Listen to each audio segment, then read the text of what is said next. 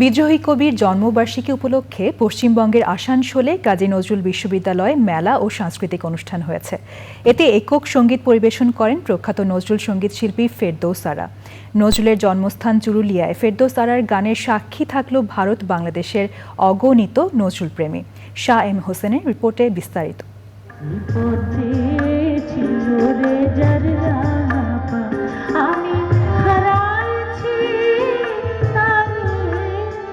আসানসোল কাজী নজরুল বিশ্ববিদ্যালয়ের আমন্ত্রণে বাংলাদেশ থেকে আগত নজরুল সঙ্গীতের নজরুল কুইন ফেরদৌস আরা অংশ নেন ১২৫তম নজরুল জয়ন্তীতে। পশ্চিম বর্ধমান আসানসোলের চুরুলিয়ায় কাজী নজরুল ইসলামের জন্মস্থানে এই মেলার আয়োজন করা হয়। মনোমুগ্ধকর গান, দর্শকের একের পর এক গানের অনুরোধে শিল্পী অভিভূত দর্শক নজরুলের গানের প্রতি ভালোবাসা দেখে নজরুলকে নিয়ে এত বড় মেলা আমি এর আগে আর আসতে পারিনি।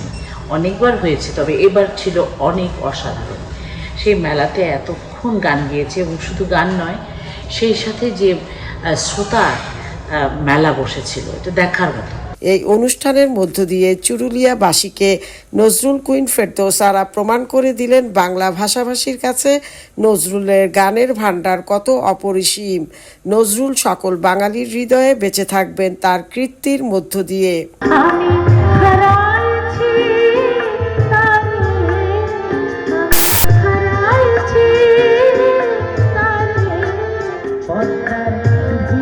কাজী নজরুল ইসলামের গানের ভান্ডার কত অপরিসীম। কাজী নজরুল ইসলাম বেঁচে থাকবেন বাংলা ভাষাভাষীদের কাছে আজীবন তার কীর্তির মধ্য দিয়ে।